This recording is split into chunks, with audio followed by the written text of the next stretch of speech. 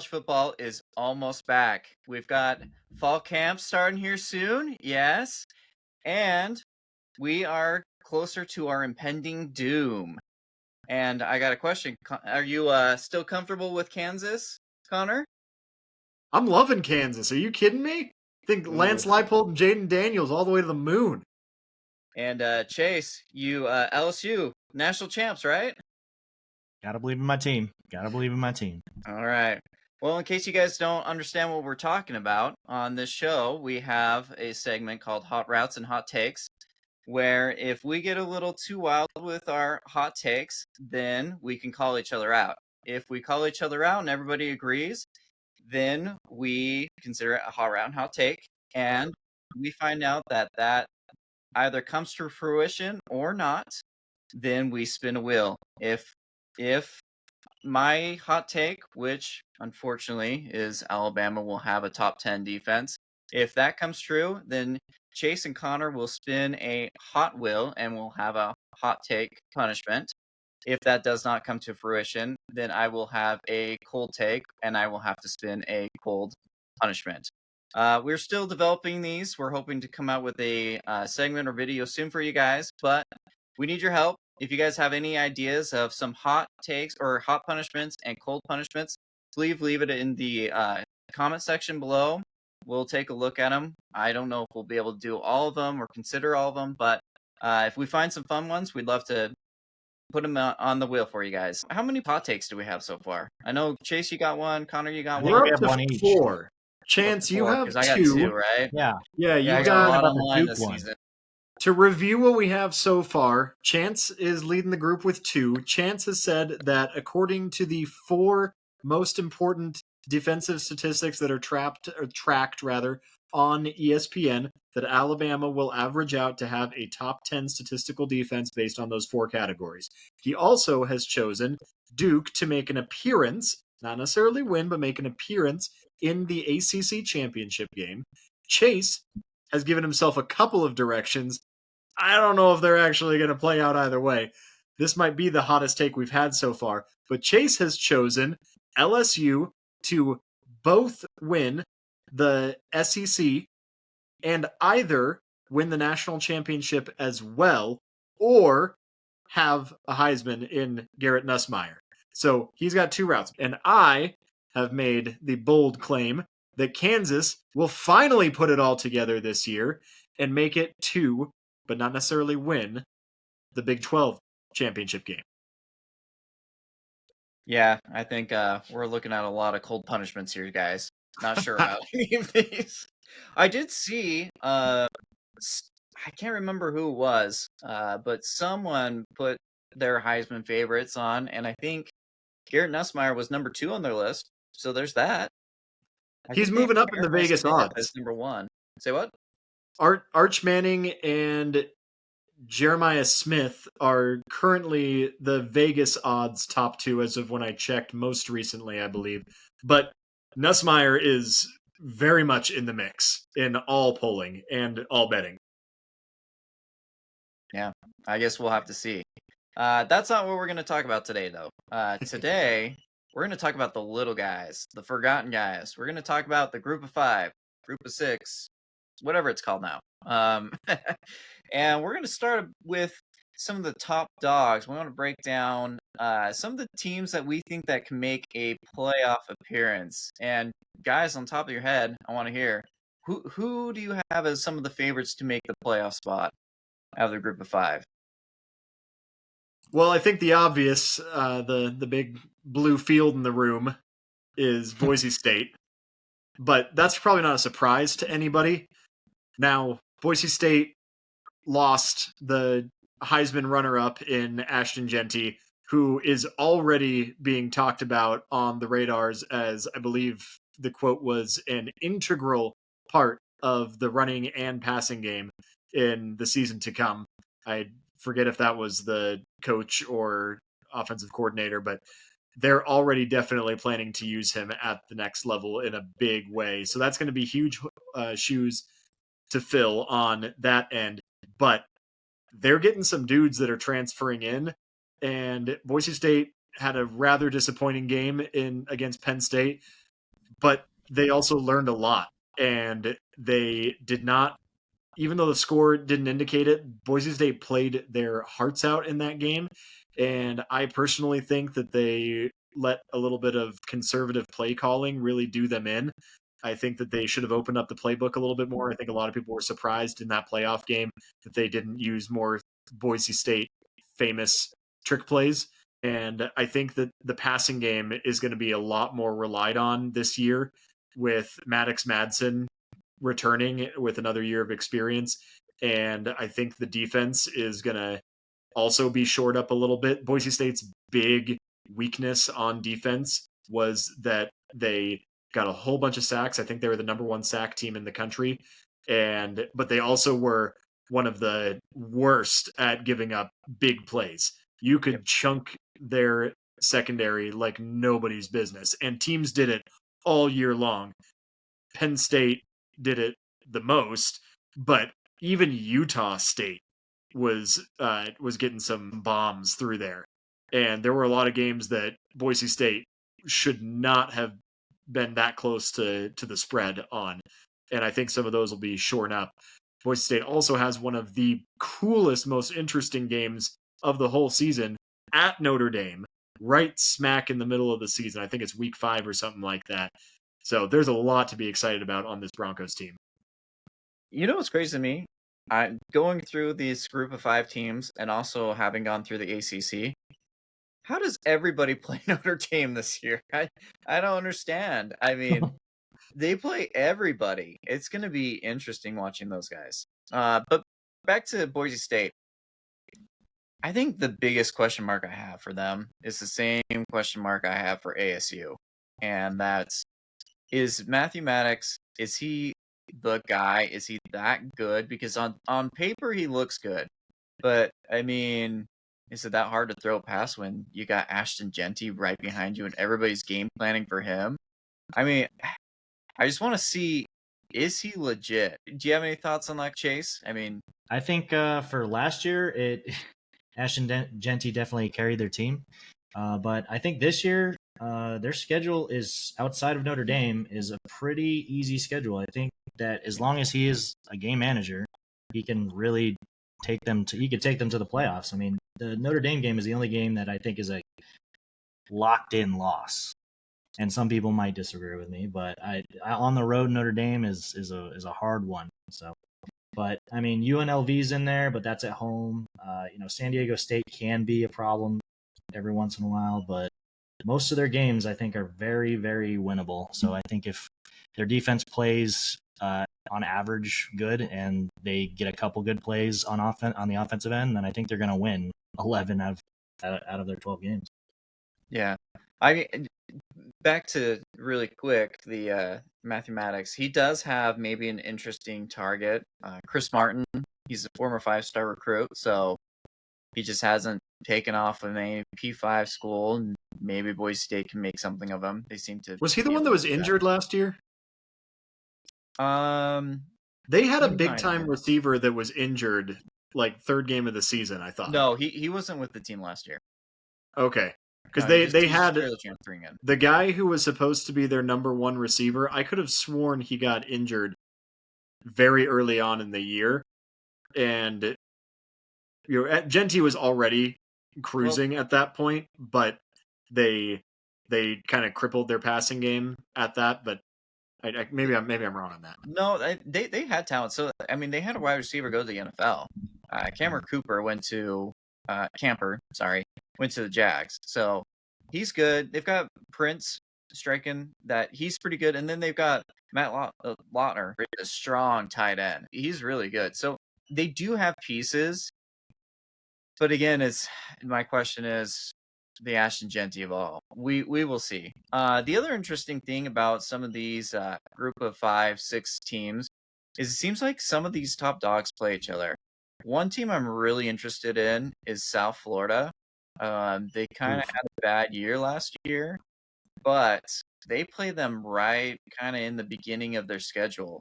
And going down to South Florida, that's kind of the first game that's going to be, hey, which one of these teams is going to make the playoffs? Because I don't see South Florida, if they lose, they're not going to make playoffs. And Boise State, if you've got the Notre Dame loss locked in, and you lose that one, I don't know if they're getting in either. Yeah, I've got some thoughts on South Florida that we can get to later. I'm very curious. We can about dive into it. that I'm ready. team. Well, let's finish out Boise State real quick. That I think that it's going to be one of the most entertaining games of the year, especially if Boise State does end up going into that game undefeated, which it's a very likely scenario unless they lay an egg against South Florida, like you were saying. I don't think we can overlook App State either. App State has been known to play Kingslayer for a living as a program. They're always dangerous, whether they have a roster or not. It's just that kind of program. And so, going into that first 5 games of the season for Boise State is not going to be a cakewalk. That being said, it's crazy how loyal Boise State fans are, and I mean, given that Chance, you and I live here, it's I don't know how many people you know, but I feel like I personally know like 50 people that are going to go to that game. And I think it's going to be an awesome environment to watch that. And that would be one of the all-time big upsets in program history. So Boise State has gone into so many games where it's, like you were saying, Chase, a 99% chance of defeat. And they've made it very interesting. And they've won probably more of those than they've lost over the years, honestly. Yeah, well, last season they competed with Oregon down to the wire, and Oregon was the number one team, not at that very moment, but soon after they were the number one team, undisputed. That was on the road. Yeah, lost by a field goal on the road, and there were lead changes. It's not like they were fighting to keep up, or come back. Those were going back and forth the entire time. That's going to be a crazy game, and like you said, I know people who went to the Oregon game, so they do travel well. People are invested in this team for sure, and to me they're the favorites to make that playoff spot. But I have some other teams that could play spoiler. Don't forget though, they also play UNLV. That's a very interesting team as well. So they do have some teams that can trip them up. And again, if they can't beat Notre Dame, which most likely that will go Notre Dame's way, although who knows, then they can't slip up again. And there's some opportunities, like we said, to slip up. And the conference championship game. Who knows who will get there? I have a personal thought of a team that can make it there, and they could slip up there. So there's not as much room for error, but they've got a strong team and a strong chance. But let's move on to what you were talking about, Connor. South Florida, you had some thoughts. South Florida, there is hype around this team, and I'm just going to say I have no idea why. Maybe it is a hot take, and I'd love to hear it. I'm not seeing anything. First of all, they've got one of the hardest schedules right out the gate. I mean, it's a meat grinder. Their first 3 games are Boise State, Florida, and then Miami. I don't care that first one is at home, and it is technically a group of 5 matchup. That's a playoff team. Then up and come a blue blood SEC team that is probably going to be a lot better than a lot of people think. Swamp. Yeah, in the swamp, in one of the hardest environments in all of college football to play in, and then right back at it in also one of the worst environments to play in, Miami, against another team that they might not be as good as they were last year, but it's still Miami. They've got defensive experience, but that's really the only thing that I'm seeing is that. But their scheme that they run is, I mean, it's prone to being picked apart. If they can pick up the blitz, which a lot of these schools are really good at. I mean, Boise State is probably the worst at it, as far as again, just because they tend to be a smaller school with smaller people. But they're a stout line, and I don't think the others are going to be any slouches. And so their scheme is boom or bust on defense. They transferred out more than they gained, in my opinion, on offense.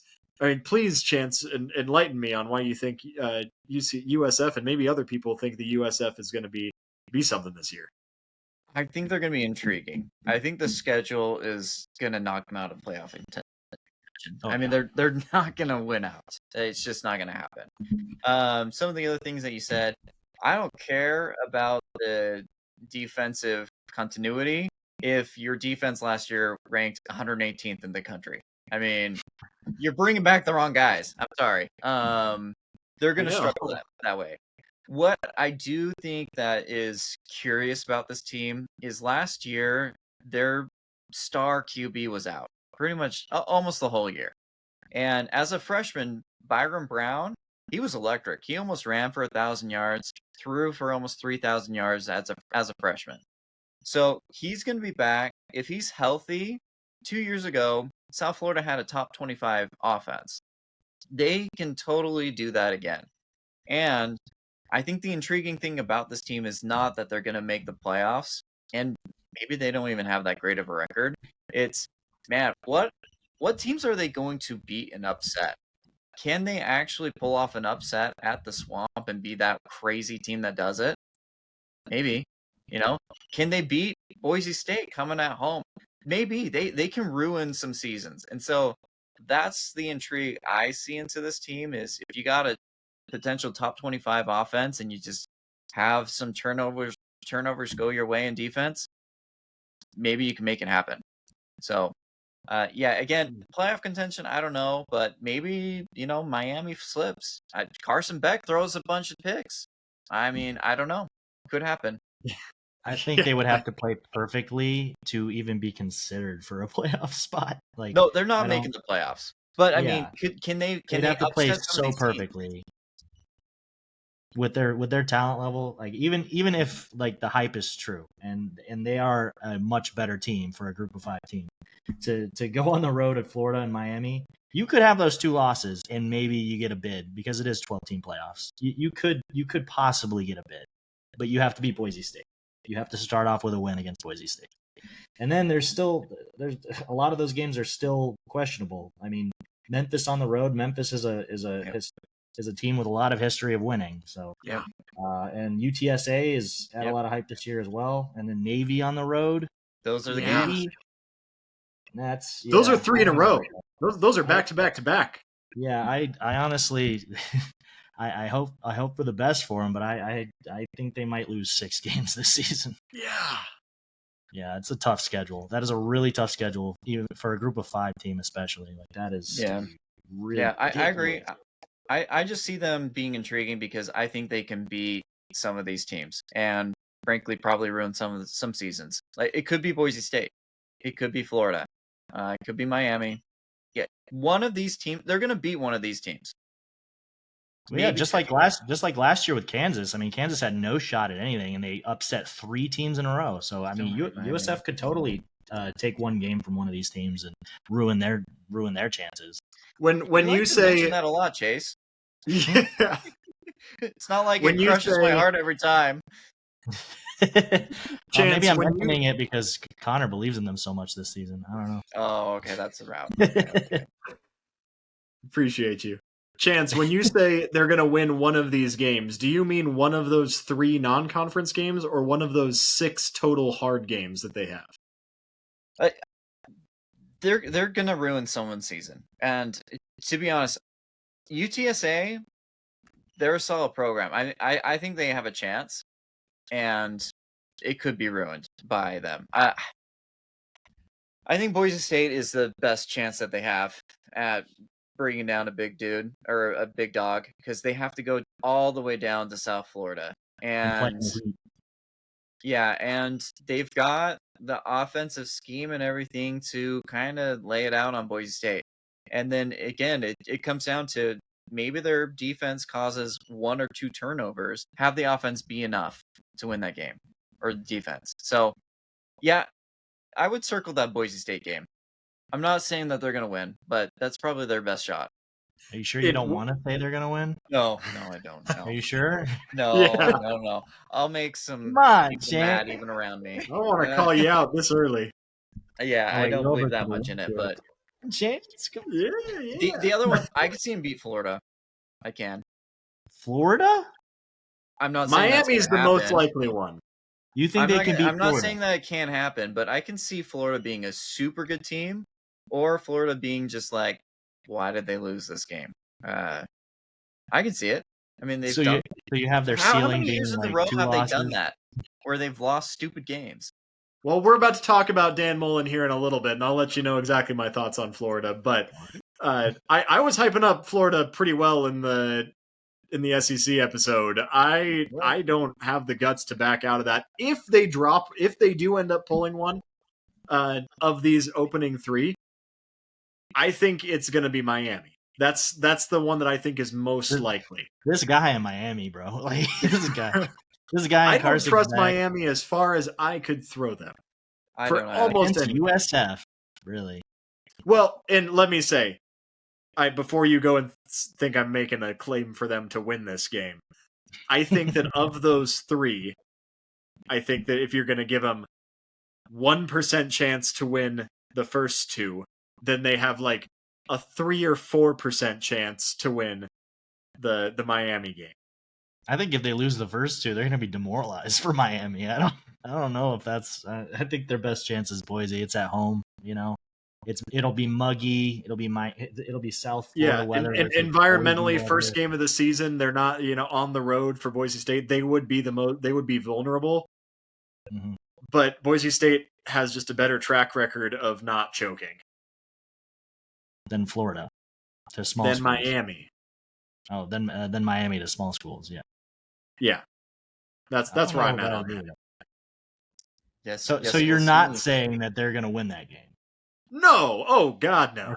Okay. Just no. I'm saying anybody in their right mind. We have some hot takes. Well, we're not hot enough to take South Florida. Really, they're going to win one of the. I feel comfortable saying they're going to ruin someone's season. I don't know who though, and I don't feel comfortable saying who. Would you make a take for they're going to win one of the first 3 games? Tempted. You want to sweeten the pot? That means that if you're right, then we both have to eat it. I think there's like a 40% chance that they beat one of those teams. 40? Are you willing to die on that hill? Well, 40 doesn't seem very good to me. That's less likely that it'll happen. You're saying 2 out of 5 times that they win one of those 3. No, okay. There's a 40% chance they win one of those games. Yeah. So that means if I died on the hill, that would be 60% chance that you guys win. I'm not taking those Vegas odds. No, you're saying 60%. No. I'm saying there's a 40% chance that South Florida wins one of those games. From your perspective. Yes. Yeah, from my perspective, I just said that it's 98 to 97% chance. Connor, wait 1 second. Do you think that there's a higher chance of USF winning one of those 3 games or LSU winning a national championship and the SEC championship? You want to talk about hot takes, and let's do a hot take, Chance. You got a question for him, Chase? Are you willing to die on that hill, Chance? One of the first 3 games for USF. Man, I've already got 2 of these things. The weight of the world is on his shoulders. Boise State, Florida. All right, I'll do it. Wow. We'll do it. Get the sticky note, Connor. All right. On this day. Guys, this wasn't even supposed to be my hot take. USF wins. It didn't have to be, man. You keep drawing yourself in these corners. We asked you. No, I definitely got strung into that one. I didn't want to get into that one. You could have did what Connor did. You could have did what Connor did in the other episode where he said, no, that's not the one I want to do. I want to go to this one. I'll come back to this. You could have done that. Well, I mean, I can see him winning one. I can. I might not be 50%, but going on the board. Chance. USF wins one of their first 3 games, says Chance. When you guys are spinning the wheel twice from my other ones, I'm willing to take one. 3. Okay. Wow. I was not expecting that. Neither was I. All right. Hey, before you do any more damage to yourself, Yeah, do you guys want to take over the rest of the episode? I'm not talking anymore. Why don't we You guys just tell why me don't we more heat. move on? Here's a team that we kind of glossed over it. Chase, you were alluding to it. Can we move on to UTSA? Because I actually like UTSA this year. Mhm.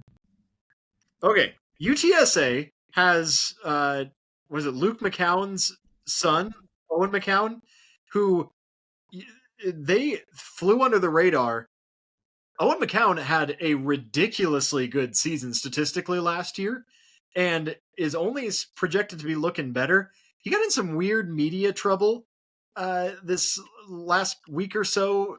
Allegedly, some teammate from some other school sent him some defensive schemes that No. Do you he want to then hear the real story? It's not allegedly. you got. Well, I saw the text. The screenshots came out. He was like thanking him for the thing. But go ahead. Yeah, no. This it's an interesting story, and I keep hearing this come up. Actually, it's Taj Rael. He Mhm. was DB for Memphis, Memphis. and he just freely gave a playbook to UTSA. Now, UTSA will claim that it didn't impact the outcome or anything. He said he didn't even tell the coaching staff until after the game. Okay, yeah, whether that be Yeah. true or not, But the like, what an playbook went angel is over to Owen them. McCown? What? What an angel is Owen McCown? Right, yeah. Yeah. Well, I mean, whether it happened, whether they took the playbook or not, it got in their hands. And Yeah. then of course, that guy transfers out of Memphis as quickly as possible, right? And then he transferred to Purdue, but I think he got out of Dodge as quickly as he got in at Purdue as well. So That is not a lateral move. yeah, we're going to talk about this a little bit later in the segment because I got some more thoughts on it. But yeah, there was a playbook exchange that was confirmed at media days here recently. So aside from that, though, it doesn't seem to be sticking anything because I think it's such a weird situation. They did end up winning that game, though it was still a close game. If I was the quarterback Yep. who had the playbook of the defense and I was a really good quarterback, I feel like I would have done a lot better. So there's more to this that's not being cleared up. I don't think anything's really going to come of it. I don't think any suspensions or anything are going to happen. But that was a weird thing in the media. I think it's going to blow over. So outside of that, this team has done really well. They got a big old offensive line. They did extremely well in the transfer portal, and a lot of people have been sleeping on UTSA the last couple of years. Their coach is an animal in recruiting. This program went from being one of the weekly bottom 10 in the whole country to, I mean, they've won what, like 30 games in the last 3 years or something like that. I mean, they've been doing, or close to it.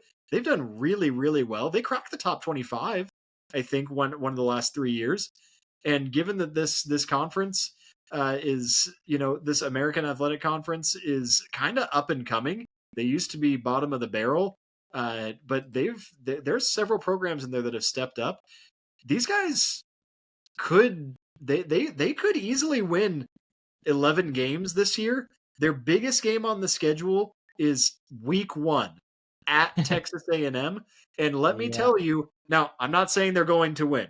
I give them a 20% chance to win that game because it's the first game of the season. 1 in 5 times, I don't think that's a hot take, but I think we've seen better programs fail to less in week 1. Chase, you of all people should know. Chase, I want you to do a thing you just did to me and pressure him into something he doesn't want to do. 20%. We're just making up numbers now, Connor. You think giving them an explosive offense that's riding a lot of momentum going in, and when they have no expectations on them, this is a recipe for an upset. Now, A&M is no joke of a school. I recognize that. But if there was a time for them to get caught, it would be week 1 against this team. That's all I'm saying, is I think that 20% chance 1 in 5 times that they could pull off a squeaky upset. Now, I mean, we had the SEC episode where I'm pretty sure they're going to slip up about 4 or 5 times, but it's not going to be against UTSA. I'm not willing to die on the hill. Home. I'm just willing I to know give you're not willing to die. You made up a number of 20% and said, I don't think it's a hot take, saying 20% chance. How would we even measure that? Would they have to win by only 40 to be 20%? Like, what is Chance that? just made up a percentage off the top of his head. True. Yeah, but his at least made a little bit more sense. 20%, boy. You wouldn't give them a 1 in 5 times to win this game? A 1 in 5 times. So yeah. Yeah, what does that entail? Does that entail that like Texas A&M has dropped worse games? Does that entail that like the Texas A&M quarterback like loses an eye and then loses a second eye, and then the running back just takes a? You understand that Texas A&M lost their last 3 straight games of the season last year, including an overtime loss to Auburn. Like this team can slip up. Auburn's a bit of a different beast than UTSA. Like they lost 4 out of their last 5 games. They've been struggling the last couple of years, but Auburn has played Kingslayer to Alabama and gone to 2 national championships in the last 15 years. They beat Bowling Green at home 26-20. That's not exactly inspiring confidence. I'm just saying they're a team that is prone to being upset. So I think that Bowling Green was not exactly threatening. Bowling Green didn't have a quarterback passing 3,500 yards that year. I'm just saying, if there was a time they could do it. Is UTSA going to beat Texas A&M? I don't know. I'm not willing to die on that hill. I'm saying they have a chance. They have the opportunity. I would not be shocked to see it happen, but they probably won't. But outside of that, they could win their next 11 games. They really could. If they're going to win 11 games. See, Chase is trying to bait you into everything. Look at that. Chance, you pushed me into this. You wanted me to get him to make it even, so I'm helping you out here. Yeah. Right, do you think they're getting 11 wins? Let him lie in his own grave, Chase. 11 wins with Army on the schedule, with Tulane on the schedule, with Texas State on the schedule, and Texas A&M on the schedule. Do you think they're getting 11 wins? No, but I think they could. I think they could. Right. This guy. Chance, I respect you for taking that because Connor won't do it. Snaps the chance, everyone. Snaps in the chat.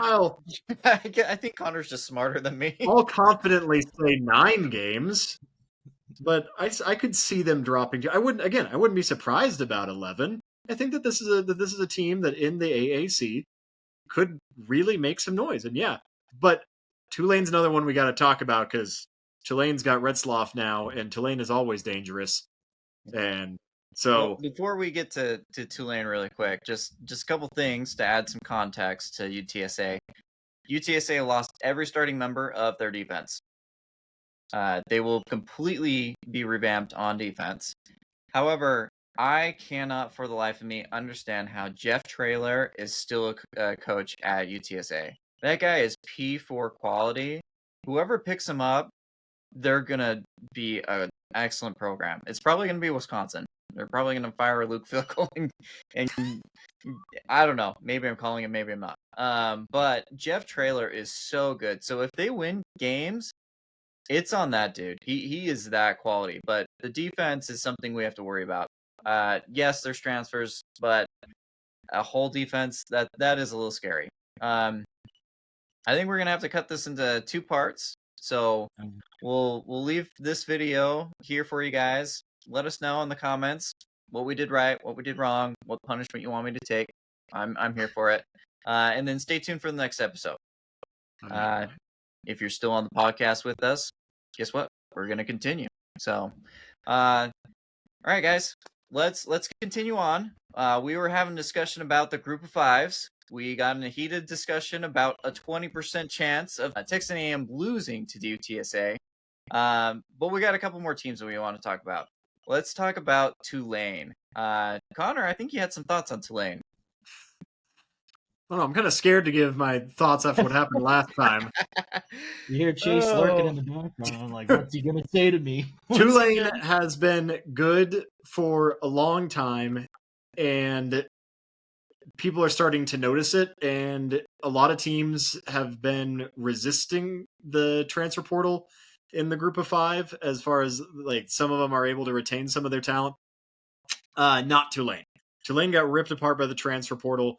They also got some players in there, but it's a lot of rebuilding on both sides of the ball.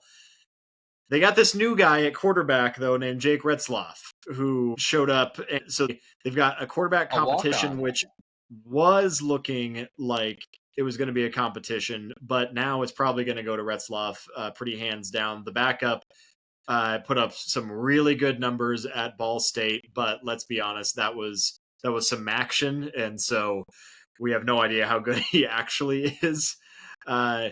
Phenomenal coach, has proven that he can develop talent quickly, but there is a lot of ground to make up. Their schedule is as iffy as anybody in the American gets, but they got apparently the team that is absolutely running through the ACC in Duke, just the gods of the ACC, the Blue Devils. But then they got Duke and Ole Miss back to back, and Army, UTSA, and Memphis 3 in a row. If Tulane gets 11 wins, if they go 1-1 against Ole Miss and then run the table, that's absolutely a playoff team. They got tough sledding to do.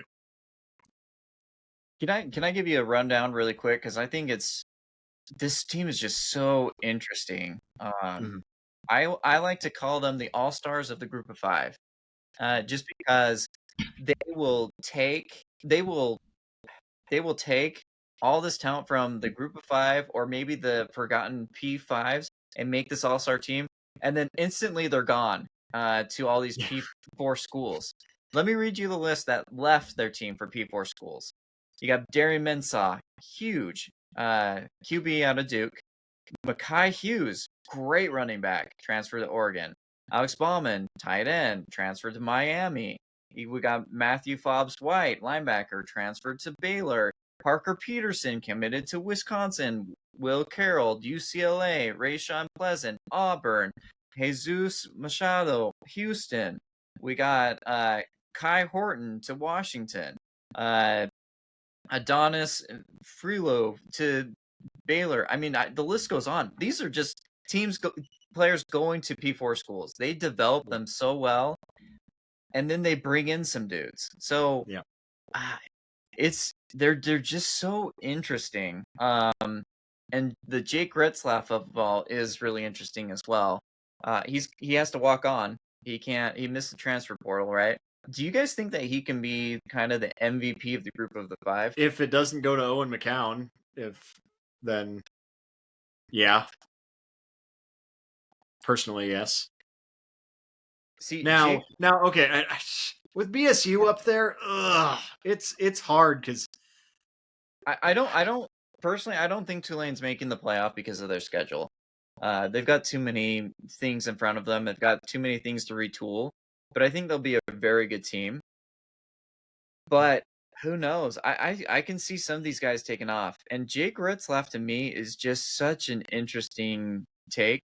2 years ago, he was awful. One of the worst QBs in the country. Like, so pitiful. So many pick sixes. It was painful to watch. Tell us how you really feel, Chance. Yeah. Last year, though, he improved so much. And I'm not going to say that he was the best QB in the country. I don't think so. But his improvement was crazy. I was very impressed by that.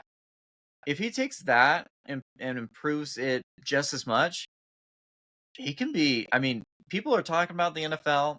I don't know if I'm that crazy about him, but if he improves that much, I think he could put up close to 4,000 yards on a Tulane team. I don't think it's going to translate into a 12 or 11 win team, maybe 9 or 10. But I could see him tearing up that league. Yeah, no, I think he could definitely compete at that level. I definitely think he could be an MVP of the group of 5. Tulane is definitely a historically good group of 5 team, and they are constantly in the discussion, at least like halfway through the season, of could they make it. But yeah, like you said, their schedule does look a bit tough to make the playoffs. They could squeak in there if they somehow pull off some of these, but that Ole Miss one hurts. Army is not a fun one for a lot of these schools, and at Memphis, at UTSA, and your favorite team, Duke. So Right. Yeah, and statistically, if Jake Retzlaff does pull off a good season, statistically last year they were a top 25 defense. So I mean, yeah, those two together, and maybe there could be something. But again, I think they played Giant Slayer more. Can they? Do you think that they can win one of the Duke or Ole Miss games? Ole Can Miss, they? no.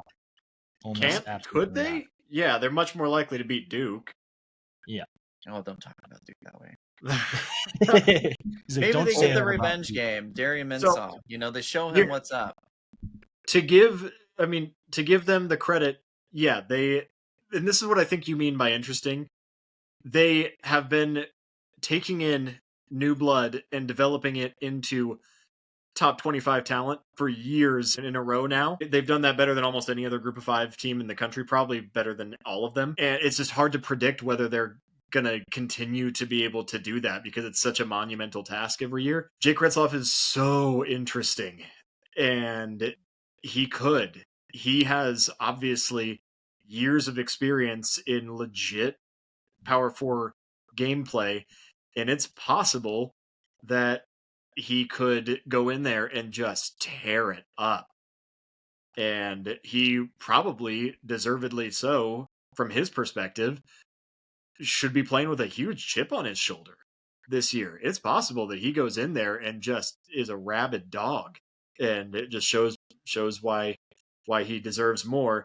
Now, is he going to do that? But he has a higher chance of doing it this year than any previous year. Ole Miss, that's a task, man. On the road. Yeah, on the road against an Ole Miss team that really felt like they shot themselves in the foot last year. They're probably going to be looking to stomp some throats in their non-conference schedule. I don't see it, but I could absolutely. I'd probably give them 50-50 against Duke, even though it's on the road. 50-50. Connor, Yeah, are they dude, gonna I beat don't Duke? see it. Or no, Duke is at home. Oh, correction, Duke is at home. Yeah, I'll take 50-50 on that. I'll take a coin flip for Tulane in that one. Are they going to beat Duke, Connor? I just said 50-50. Give it Yeah, a I'm rest. trying. Chance, I I'm took more trying. shots. I know. Oh Well, okay, my here's a question. gosh. Let's say they lose to Duke. They lose to Ole Miss. They make their conference championship game. They win it. They're 10-2. Do they make the playoff? Not unless there's Not a chaos. 10-2. Like there would have to makes it be over that? major. Wait, hold on. chaos. What? Sorry, they're AAC champions with 2 losses, 1 to Ole Miss, and who's the other loss? 1 to Duke. No chance. No. Duke would have to win the ACC for that to even be like a question. No. Here's my question to you: Is the playoff team coming from a conference outside of the Mountain West and the American Conference? Where's James Madison again? The Yeah, they're Conference not- USA. I USA. so we're about to talk about James Madison here pretty soon. If it's not, I think Boise State is the clear front runner again just because of history. But if it's a team outside of Boise State, the only think the one playoff team outside comes of from the one of Mountain those two. West, yeah, the only one that's outside of those 2 conferences is James Madison, and I don't honestly. It pains me to say it because I do like James Madison. James Madison would have to go 13-0. And Yeah, even their then, they schedule's too might weak. not be let in. Their schedule's too weak, but they would have to pretty much go completely undefeated to make it. But they could. And what Liberty did that a couple years ago, and then they still got annihilated against Oregon in the Fiesta Bowl. I mean, that wasn't even a pretty game. That wasn't. I could see 1 or 2 other teams having the chance, but they have to play perfectly. If you're in a group of 5 conference, or you have to play perfectly. Like you can lose obviously the games where you're scheduled to lose when you're taking money to go play Ole Miss, Texas A&M, Ohio State. But once you're in your own conference or playing smaller schools in the bigger conferences, like Duke historically, while you say Duke is probably going to be better this year, Duke historically is not a good loss for a smaller team like that. I think there's two teams that could, but I doubt it. Yeah. No, I James think Madison is one of them. So 95% chance the Group of 5 winner comes from either the Mountain West or the AAC. Correct. Yeah, that's what I'm thinking. And so if they win the American and the Mountain West beats up on each other, they might be the de facto. I don't know. So that's where I stand on Tulane. It would be a cool story, but I do not see it. All right. Well, you really want to talk about James Madison, so maybe we should talk about James Madison. James Madison's a fun program, man. Dukes. Like, yeah, go Dukes. They just are still in their first 3 years. Is this their third year in the FBS? I mean, they went from just steamrolling people in the FCS to they started off with 5 straight wins in the FBS, and I mean they had a good year last year, and now their problem is, can they put all their talent together at this level, and does all their talent deserve to be their super experienced coaching staff? And coaching staff experience is one of my hot buttons. I'm a huge believer that leadership starts at the top and trickles down, especially when building sports programs. And I think that Arizona last year was a big example of that they retained a lot of their starting roster, but they lost all the leadership at the top and they just fell apart. I think that James Madison is a case of consistent leadership at the top, a program that is small but very proud. Pretty weak strength of schedule, but if they end up putting it together, if somehow they're able to pull off a win over Louisville and Washington State, which are not gimmies, either one of those, especially not Louisville in week 2 on the road, but they could catch them sleeping. And so if they manage, if they want a playoff shot, they got to go 13-0. They got to absolutely run the table in the regular season and win their conference. And most of those games have to be pretty convincing. But I like to watch them. They're a fun team to watch. And maybe they're maybe if they do put together a crazy run, then it would give them some better recruits, and they wouldn't have to go fishing down in the FCS to look for players to develop. Maybe people would start wanting to transfer there, and then they could be turning the whole what is it, the Sun Belt around, right? Yeah. I actually misspoke. They could lose one and still make it, I think. You think I so? don't think they need to go undefeated. No, you think if they drop Louisville, they'd still make it? Yeah, because that's especially Louisville, because that's the first game of the season. When it's an early game and you lose, there's a lot more like benefit of the doubt. They're like, oh, it's the start of the season. They're ironing out the kinks. It's on the road. They would have a lot of, oh, well, they only have one loss and they won everything else. They would still be beating a Washington State team, which, I know the Pac-12 isn't what it used to be, obviously, but Washington State is a team that, has competed and played Kingslayer in the Pac-12, just like a lot of Pac-12 teams. And then there's a couple smaller teams that they have some hype this year, so I think that they could make it with one loss. But it would be at the expense of Boise State probably losing multiple games and such. So they'd need help, is what you're saying. Yeah, they would need help. I mean, obviously, if Boise State goes undefeated, it's going to be Boise State. Like they have the history. A lot of teams are going to give them that. So 12-1. So 11-1 with a conference championship, 12-1 overall. If they and then if they get some help from some other teams losing, then yeah, I'd say that's fair. They would take. Actually, if we're playing hypotheticals and we're saying a team that didn't need any help, so if a team won their entire schedule, then it'd probably be USF because they beat Miami and Florida. Oh yeah, then they would get it. But it's gonna happen. And most likely to beat one of those teams. we know. We heard you, Chance. We heard you. Yeah. Just want to make sure you heard. Check that sticky note real quick. Make sure it's sticking. Yeah. I think you have to pencil in that Louisville loss because Alonzo Barnett got an ACL injury last year. We don't even know if he's going to play.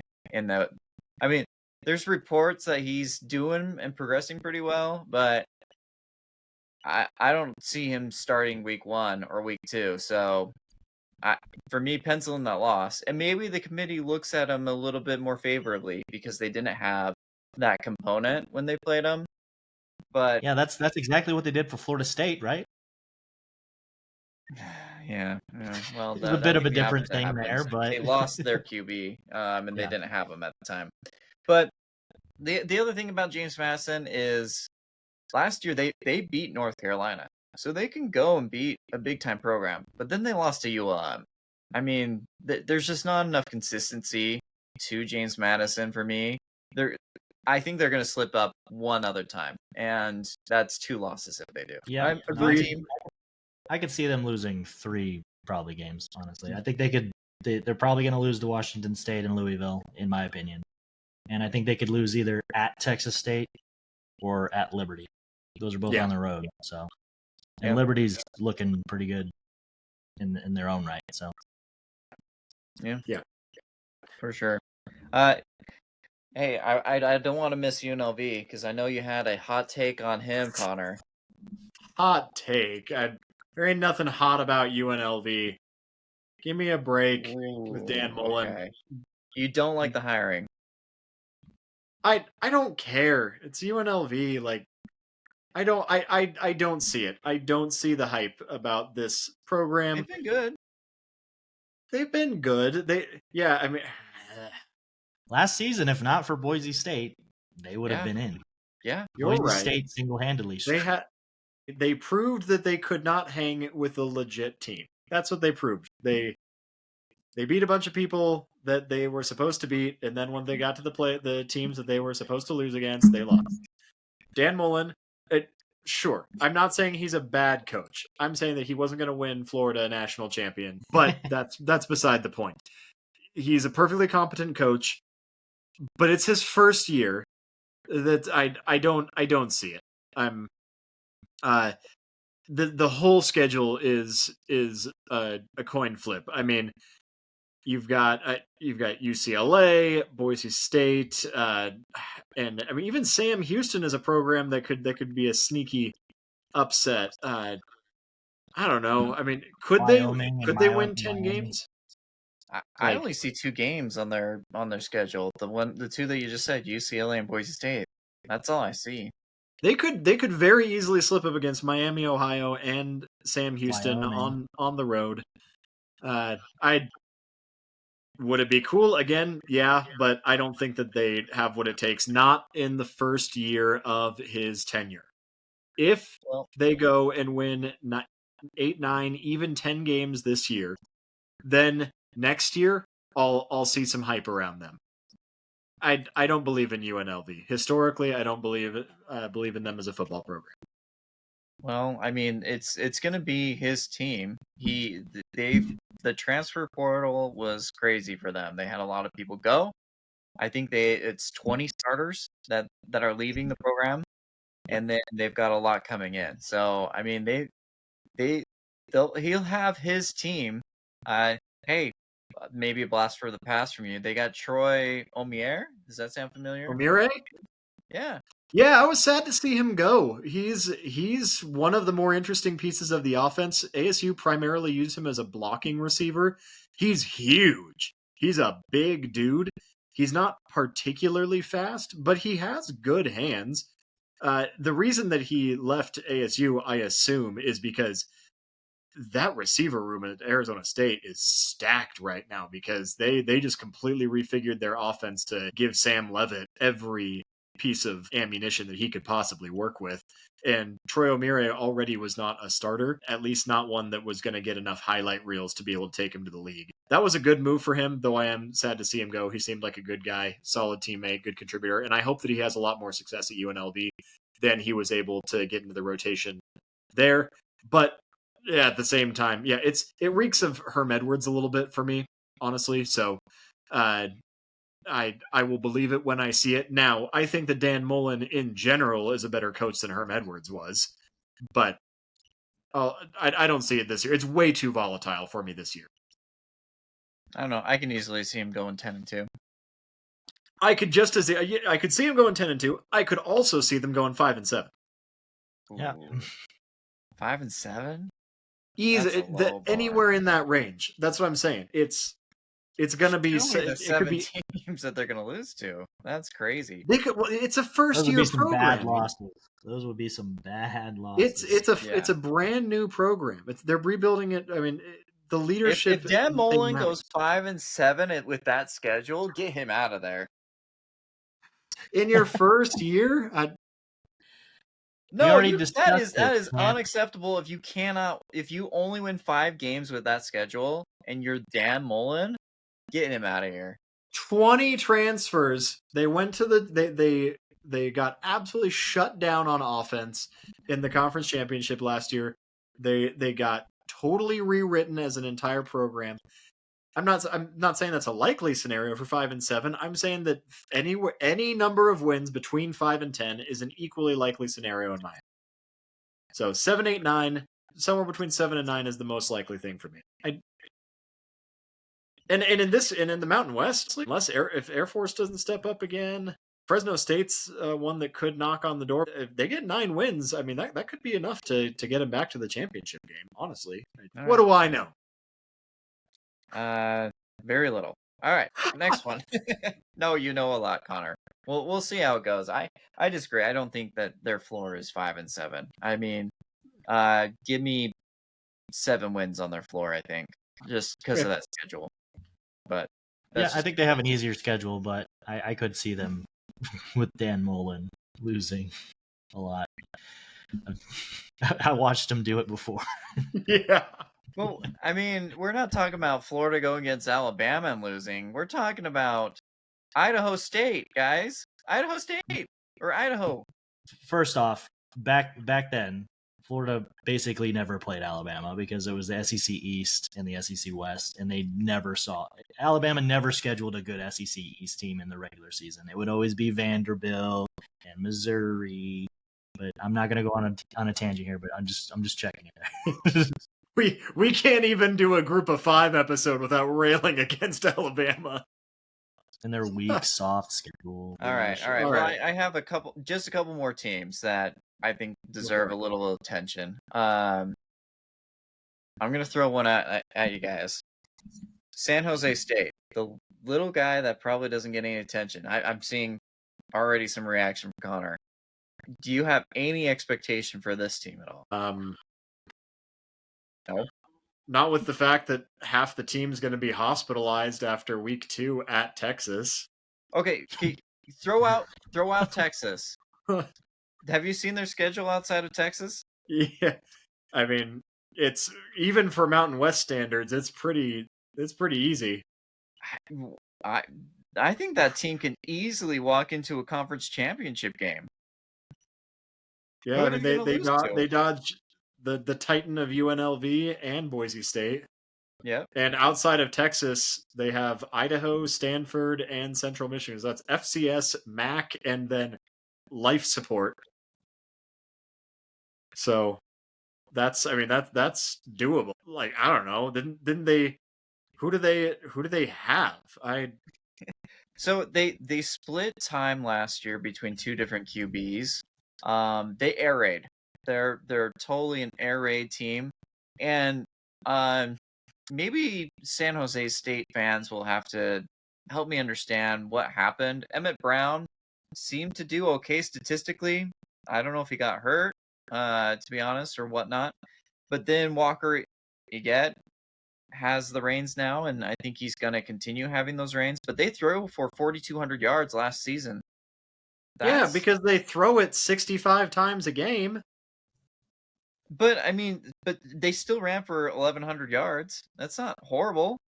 Which was let me look at it. Which was 131st in FBS. That's air raid's a gimmick. Mike Leach was the only one who could actually do it successfully, and he still ended up with a 59% win rate in his career as a coach. Much of that was at Texas Tech, by the way.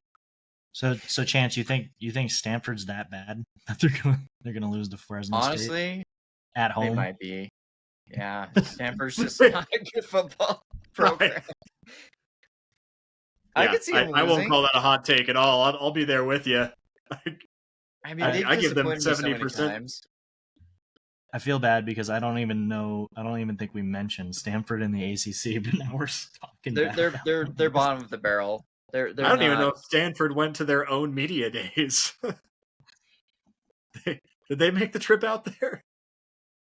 Hey, Yes. Stanford had Andrew Luck 15 years ago. And Christian McCaffrey. Yeah. Man. Yeah, they had Those some good were the teams back in the day, but definitely not nowadays. I'm not going to place any bets for them. I mean, No. I actually do think San Jose State has a better team than them. I actually don't think that these guys have a bad team. They have some pieces. They've got some wide receivers in Matthew Coleman and Mason Starling. Also, offensive defensive line seem to be decent. Jordan Pollard is actually a big time dude. He's a linebacker. So he's gonna be there. They need to continue to make big plays on defense though, because they're okay. They're sound, but that's the Didn't their number gimmick. one If they receiver make get drafted though? Like from last year? Like they're just I don't know. I don't Nash think was that a you're beast. making Yeah. So I Nick, don't think that you're making a hot take, but with an air raid system and I mean second year coach who has a solid resume before this, like could they take a step forward? Yeah, but they went 7-6 last year. If they win 8 games this year, that I would consider that an improvement. But I'm not saying that they're one of the best teams. I'm saying with their schedule, their record is going to be one of the best teams out of the schools that we've talked they could about. sneak in. I'm not going to die I on the don't see a hill, but they could playoff. sneak in. Well, I mean, let's say they only lose to Texas though, and then they get into the conference championship game against Boise State. They have it on the line of making the playoffs because of that. No, not with the strength of schedule. If they win if the they kept it championship, close, I'm saying that if they only lose to Texas, which is Yep. a likely possibility in my mind, Definitely just because possible. of schedule, they get into that championship game against Boise State. Whoever wins that game could be in the playoffs. And I'm not saying that they would beat Boise State, but if they got into that scenario, it's win and you get in the playoffs. Sure. I think In that it's a scenario, possibility. yeah. I think it's a possibility, but I think they'd have to play Texas at least a little tight. Oh, like no, not they're going to get 7, blown out by but Texas. you can't get blown out. Like if you lose by 40 to Texas, and then I don't think that's going to look good. No, they're not going to be close to Texas, I don't think. But I don't think they have a bad team. I think they have a decent team, and I think easily I can see them in the conference championship game at least. Air raid's fun to watch. Its ceiling is lower than almost any offensive system, and I don't know if their defense is going to be able to improve enough to let that system do its thing. Yeah, it was really fun watching Cliff Kingsbury do that. It was really great. Having the most predictable first 3 downs of every Are they going to pass every it? drive. I'm going to pass It's 3rd and I'm 1. do a bubble screen. Bubble screen, baby. Yeah. Oh, we lost a yard. All right, run it up the middle. Oh, we lost another yard. All right, 3rd and 12, baby. Let's go. Take a shot. In case you guys don't know, Chase likes the Cardinals, so he feels the pain when it comes to Kingsbury. I mean, they had a good first half of a season. Yep. Any teams you guys want to right? Any teams you guys want to mention that we might be forgetting? No, I feel like a lot of people want to talk about the service academies, which I would like to see them do well, just like anybody else, but they're always so unpredictable. I think Army returns some, but also in the transfer portal, it's a coin flip for all 3 of those teams every year, whether they're going to be good. So people talk about how the Army was good last year. People talk the Navy has the best shot at being good again this year. They're one of the few teams that did retain a little bit. But we'll see. They always have different stuff, so it's really not fair to try to give a really honest prediction of the service academies. Outside of that, I don't really have anybody that jumps out at me. Troy was making some noise for a while, but they've kind of fallen off. So was Louisiana. They've also fallen off. I think one of the big fun things about college football in general in the group of five is seeing who's going to do it. Now, in the MAC, just so that we do mention them, Ohio Bobcats, University of Ohio, has put together a couple of solid back-to-back seasons. That's a program that is becoming proud. If I could see them doing okay. They play Rutgers to start the year, and then West Virginia at home. Then they've got Ohio State. But outside of that, I mean, if there was a MAC team to finally break the mold, I think it might be Ohio. Now, I'll give them a 10% chance to do that, to go 2-0 against Rutgers and West Virginia. But just so that we're mentioning them, not acting like the MAC doesn't exist. All right. I think I was gonna bring Ohio up actually if you didn't. I think that they definitely have a schedule where they could make it. Rutgers is not exactly a Big Ten team that scares people. Yeah. The punching bag of the Big Ten. So they could definitely win that game. It is on the road, so Rutgers could definitely win that game too. But I think Ohio could pull that game off. I think they could pull off West Virginia as well. West Virginia has been a bit of a low-hanging fruit lately. And I think on the road, I think Ohio could pull that off. And if they do that and only lose to Ohio State, they could definitely be in the discussion for that. So they obviously got to win their championship, just like most of these group of five teams. But I think they're in the discussion. I also think Toledo could. They have a decently tough schedule. They play Kentucky and Washington State.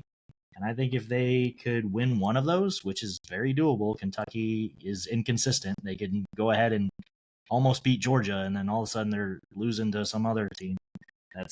They shouldn't. And then Washington State, same thing, a bit of an inconsistency. So I think if they do it, they could also be in the discussion for that. All right. Yeah.